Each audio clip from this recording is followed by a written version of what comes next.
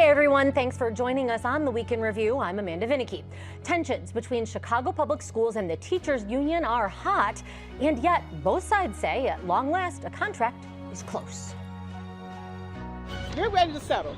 We've given everything to them. We've put everything on the table. Keeping at bay a controversial budget vote that could have been embarrassing for the mayor. Extremely close to settling the teachers union contract. So as a result, the budget amendment and related items have been withdrawn from today's agenda. This as President Donald Trump moves to dismantle the U.S. Department of Education, saying schools are failing to educate American children. Not even the very simplest of mathematics. I said, give me your definition of basic, and they're talking about like adding a few numbers together. The president doesn't care about the future of the country because the president is not investing. Indeed, the president is divesting from the young people of this country. Illinois' governor goes on tour to likewise lambast the president and says if Trump goes forward with his plans, the state stands to lose big. What we're talking about across the board, healthcare, education cuts, et cetera, that we don't have what right now looks like about $11 billion that we will lose. Meanwhile, local town halls are becoming testy. If you cannot behave respectably, then leave. Plus, Chicago area transit agencies threaten major cuts if the state doesn't come through with a fiscal rescue. The Sun-Times loses journalists and sing it for the La La lineup.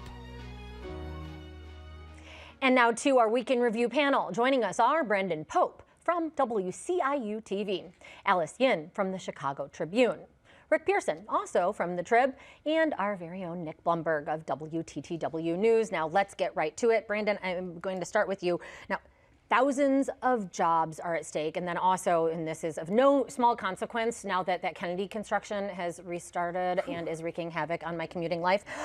Transit agencies say doomsday is approaching, and 1 out of 5 commuters are going to lose access to their routes unless the legislature comes up with $1.5 billion. What are the other consequences at stake here? The consequences at stake here is this is a city that's built off of having a great public transportation ecosystem. And so without that, if you cut that significantly, you're cutting people's livelihoods, how they get to work and how they get home.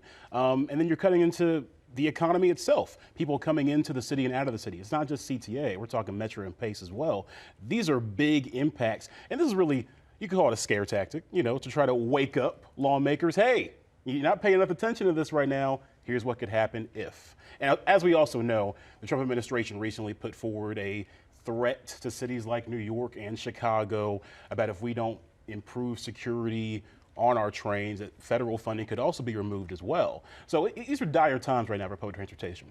And Nick, it wasn't until the very end, actually, of this lengthy notice of what could happen, no weekend service and Pace, I believe, for example, that the transit agency said, by the way, here's what we'll do in exchange for that $1.5 billion in their transformation plan. Are they missing the point with lawmakers? Well, I think lawmakers want to see governance reform before they come up with any more money. They've been very clear about that. Now, what form that takes, there are a lot of questions. We've been talking for months and months now. Do we merge all these systems into one? Do we give the RTA more, power to coordinate? And I think, the RTA at least has been saying, listen, we're open to these reforms. They came up with about $100 million in savings from efficiencies and a modest fare increase. But I think they are very concerned that if they don't try to wake these lawmakers up about this $770 million budget gap, and on top of that, looking for a total of $1.5 billion to try to revitalize the system, that they're saying, this is going to decimate the region. To Brandon's point about the economics, they say every dollar into transit is $4 in, a boost to the economy. Now, Rick, the legislature, they are nothing if not last minute. So the transit agencies say that you need a crisis. You need a crisis. They say this is what motivates them. They say that's going to come at the end of session. So that would mean June these cuts would take effect. But I've been hearing from lawmakers that they're not really going to tackle this until veto session. So is there a timing misalignment, or why the warning now? Well, one, I agree that this is your doomsday scare the heck out of everybody kind of thing, and to try to ramp up pressure on public pressure on the General Assembly. But as you and I have seen many times, the General Assembly will operate under its own time frame. They'll do something. They'll do something. And it's not going to be a billion. It's not going to be a big something. At some point. But they will do something. They will do enough to alleviate the immediate crisis. But part of those issues are going to be, the idea of how do you reform the system, which, let's face it, it's a turf war. It's a turf war about the city and the suburbs, and who gets how many seats on various boards to run everything. Because who gets to make the appointments. And who's going to steal the money? The suburbs are going to get all the city money. The city's going to get too much money. I mean, these have been going on for decades. So, there will be some serious negotiations going on. But I do not expect that this is going to be end of session. Alice, I want to go over to you for some drama elsewhere, and this is at City Hall, where you had Mayor Brandon Johnson call a meeting with CPS leaders and Chicago teachers, union leaders. This is they're trying, of course, to finalize a contract. Why did the mayor intervene here? And given what is widely perceived to be his allegiance to the CTU, was he seen as a fair broker? How'd that end? Tell us the drama dish. Yeah, no, so we're told that the board president he appointed, Sean Hardin, requested this meeting with them, Stacey Davis Gates and Pedro Martinez. Sean Hardin and Mayor Johnson told reporters afterwards that they felt it was a productive meeting and that they are getting close to a contract. But we kind of heard a different tone from both Pedro and Stacey, who said that it got contentious and they felt feelings were hurt and there was disrespect going around. So all to say is. Both parties do seem to agree that they're getting closer to settling the remaining issues of the contract, but there is a big elephant in the room, which is how they're going to fund that contract. And still no answers to that because, of course, we did have a meeting this week of the Board of Education, but they ended up delaying a vote because the contract is now so close to a deal. What's going on there? Well, reading between the lines, it seems that a dodge of you don't call a vote unless you know you have the votes, is what really happened. The votes were, it was going to be an embarrassment. Yes, right. The votes were not there. But there is a time crunch here because right now the $175 million pension payment is still on the city side, and they need to be reimbursed for it by the end of this month, or else they're closing out 2024 with a deficit. So I have to imagine some of the frustration that you see with Pedro Martinez and Stacey Davis Gates maybe is because they're so close, because they want to get this over the finish line. This has been going on for close to a year now. Certainly the mayor and the school board president have been engaged in this process, but they're not the ones taking heat day in, day out. So I think that frustration. There's no love lost between the two. Absolutely right, not. And nobody wants a strike because ultimately a strike doesn't benefit anybody. It doesn't benefit the mayor politically, doesn't benefit the CTU politically, doesn't benefit students and teachers and parents at all. And so they want to get this done. And the issues that seem to be the sticking point from what I'm hearing in the reporting is things like how much prep time teachers get. So 10, 5, 20 minutes. 10 minutes. Yeah. Well, small increments. How much are you going to fight over that? And on one hand, that's time that adds up over the course of a year. On the other, I don't know, 5, 10 minutes and the scope of a work day, that flies by without even noticing. And you can understand why a teacher would want an extra 20 minutes to grade papers and, there's a lot of work. Parents, there's a lot of work involved, right? But I think when you look at both the mayor and the CTU, who are the two most politically vulnerable groups in this, who do not have a whole lot of public support, either one right now. How far do you take it over 5, 10 minutes? So you're going to throw a strike? I don't think that works for either of them. It really doesn't. There's an election coming up in May for Stacey Davis Gates for CTU. Right. Oh, she's for sure eyeing that. We're going to get to more politics in just a bit, but first I want to talk about how all of this is in the context, of course, of President Trump dismantling the Department of Education and a warning from Governor Pritzker that could mean $3 billion in a hit to Illinois in education alone. So how much is just this fiscal landscape part of these negotiations? I will say that Trump said that the money will still flow. Now, that's Trump saying it, so take it for what it's worth. There's question about who's going to be distributing it if all the workers are gone. Right, I mean, that is going to be distributed out to different other agencies. But again, which themselves have lost a lot of workers. And continue to lose workers. So, I mean, like for student loans on the higher education side, those are now supposed to go to, I believe, Small Business Administration, which of course is losing tens of thousands of workers. So having offices closed here in Chicago. Right. So I mean, there is a potential of, I mean, we see how chaotic everything has been since day one of this administration, including funding portals that are shut off with no reason. Who knows what's going to happen here? But you know, as the governor said in that clip, the bottom line is when you're talking about $11 billion in that kind of a catch-all number, there is no way. I mean, Illinois' budget's around $55 billion. You're talking about budget. And then, 11 is a huge. And oh, by the way, let's throw in the transit cliff. Right, so, right. You know, Another 1.5. Right. Yeah. Rounding error. All right. So speaking of departments closing, that one of the Department of Education civil rights offices closed here in Chicago, and yet we do have the Civil Rights Office of the Department of Education now taking an investigation into Chicago Public Schools, the Illinois State Board of Education, as well as a Deerfield School District. Nick, what can you tell us about this investigation? It comes on the heels of a couple of conservative groups filing a lawsuit. That's right. Well, and most prominently, we also saw, a Deerfield parent file a complaint with the Department of Education saying that her daughter was forced, in a gym class locker room to change in the presence of a, quote, biological male. The Deerfield School District has made very clear that no student is forced to change publicly anywhere. There are multiple options for changing privately.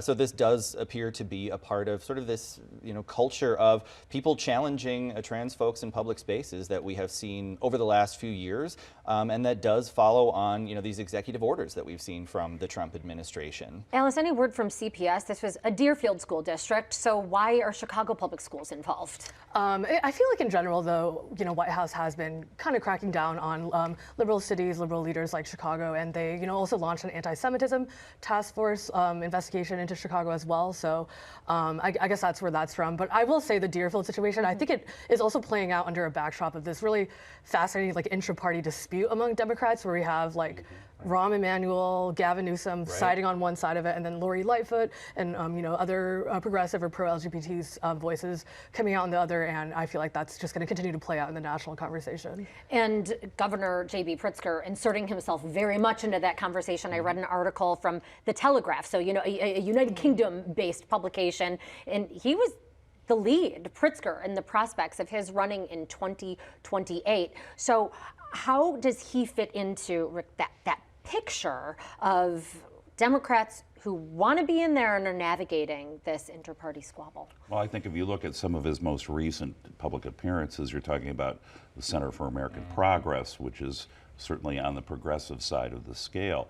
Rahm Emanuel, for example, has always been more of a left-center type. I mean, he's the one who told Obama that going for Obamacare was maybe too big a fight. Yeah, that's big. So, I mean, you've got different styles and here. Emanuel recently also saying that the Democrats need to focus less on bathrooms and more on the yes, classroom. right, Even exactly. though he passed Yeah, right. Well, he also talked about classrooms and policing, and what were two issues that he caught a lot of grief over while he was mayor. So, but back to your question. All good. Let's go to combo flow. Well, but I mean, there is the prospect that Rahm Emanuel is certainly looking at running for president. J.B. Pritzker, obviously, with the steps that he's taken to increase his footprint, certainly has some kind of presidential ambitions. The question is kind of, is your presidential ambition something that's helped by being a three-term governor?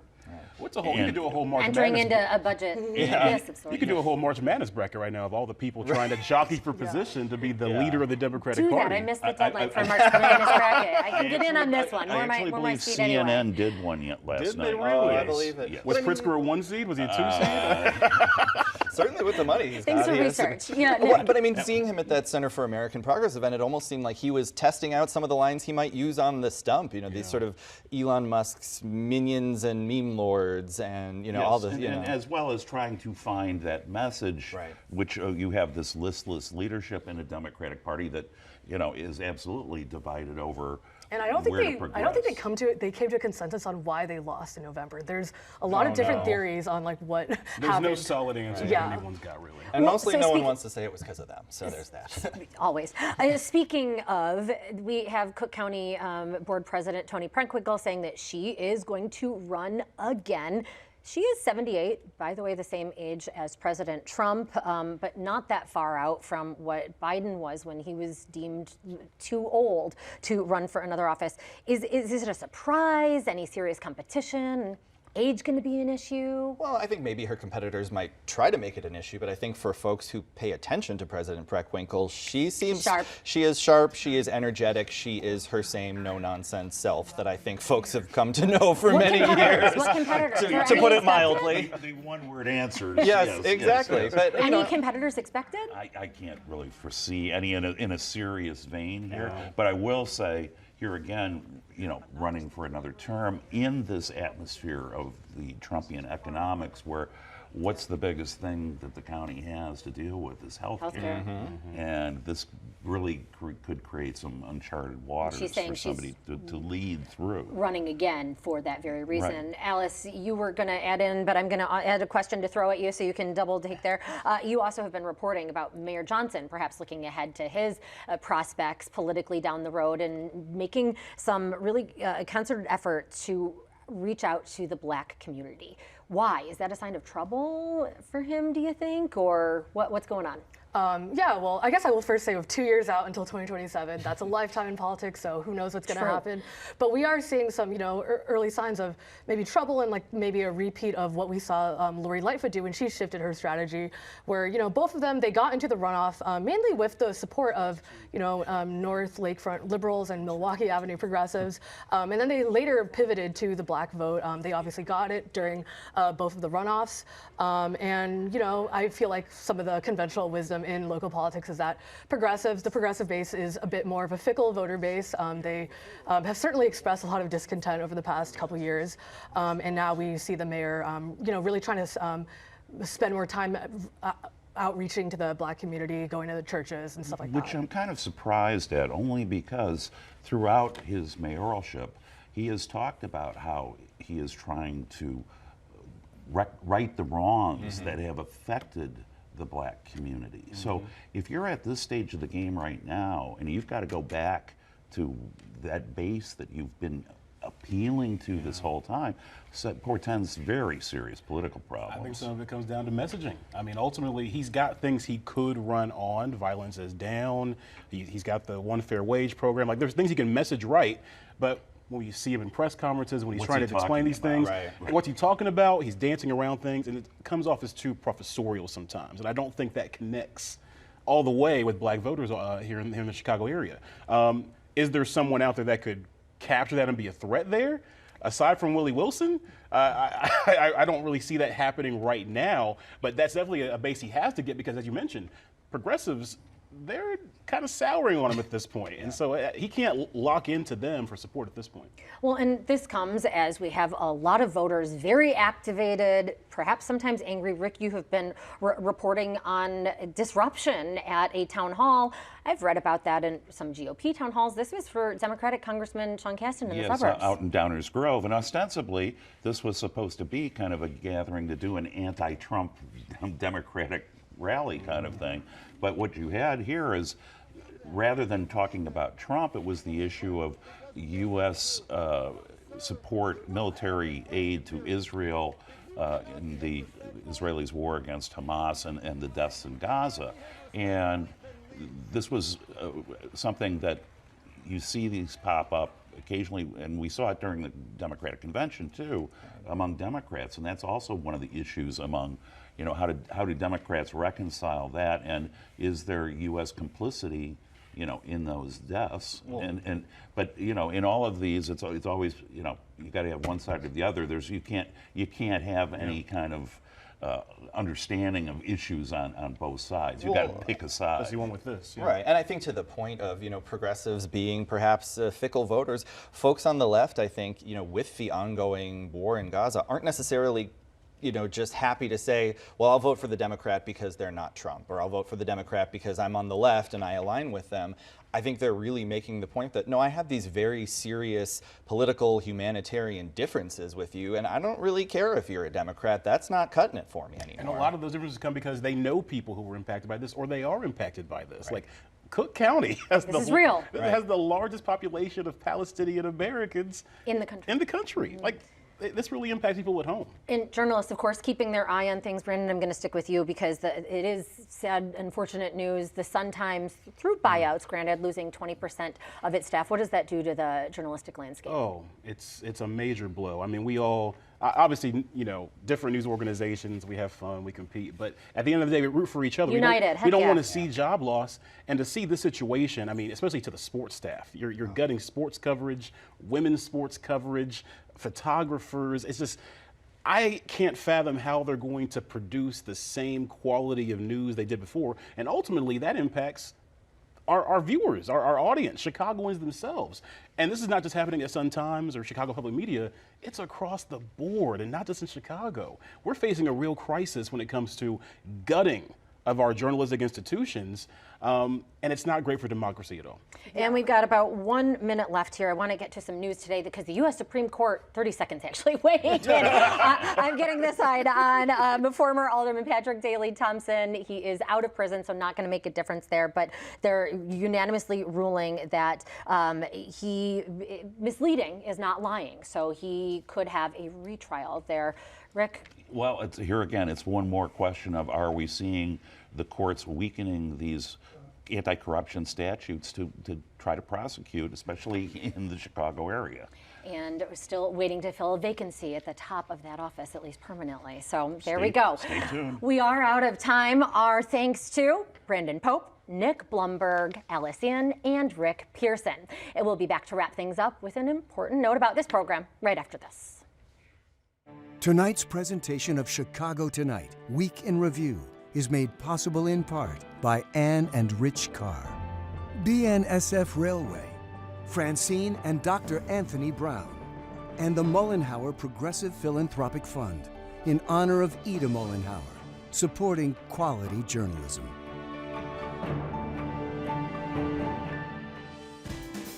Chicago Tonight is made possible in part by the Alexandra and John Nichols family, the Polk Brothers Foundation. Additional support is provided by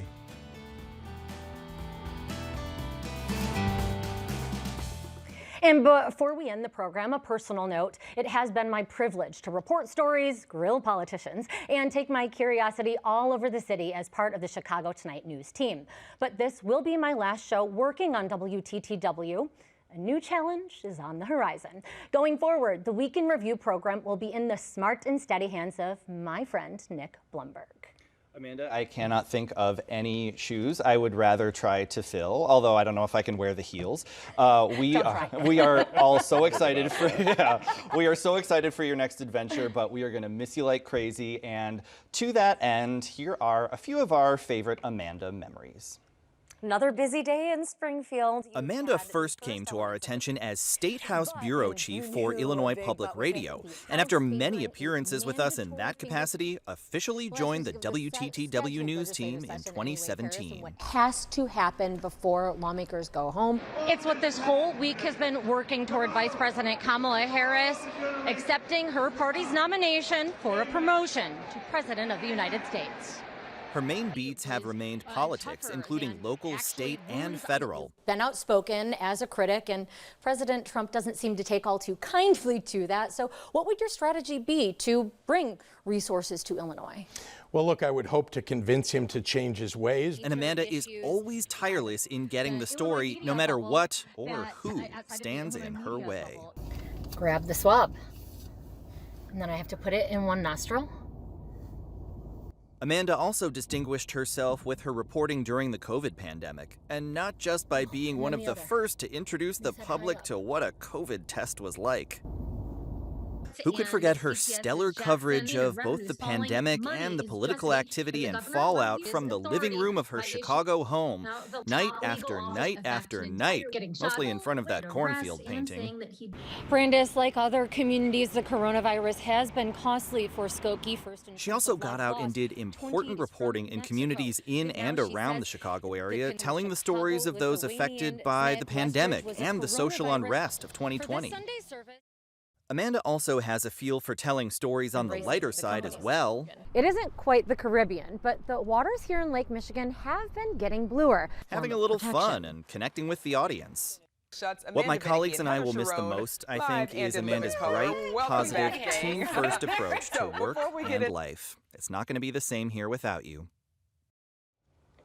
Those clips just scratch the surface. Amanda, you and I have done conventions, we've done documentaries, a million late election nights, countless hours working with you, all a pleasure. But as your next door office neighbor, I think the thing I will miss the most are your absurdly loud sneezes. Nobody does it like you. Amanda, bon voyage. Yes, apologies. Or you're welcome maybe to the audience that you have not had the privilege or an ear busting of a sneeze like that. Thanks so much, Nick, and good luck to you. And thanks to everyone watching, and that includes you, Mom, for your trust and for watching. And now for the Week in Review, I'm Amanda Vinicky. Stay healthy, safe, and informed. Good night and goodbye. I'm kind of hungry, right? What else can we talk? Oh, Madigan, sentencing. What do we think the judge is going to focus on, Rick? He's going to serve time. I mean, How much, though? Not long, maybe I would say no more than 5 years. Does he have the goodwill that Alderman Burke built up that got him such a light sentence? I mean, if the kind of outpouring that we saw for former Alderman Burke, I think a lot of people were surprised by all those letters that came pouring into the judge. Closed captioning is made possible by Robert A. Clifford and Clifford Law Offices, a Chicago personal injury and wrongful death firm that is proud to be a multilingual law firm that provides translators for a variety of languages.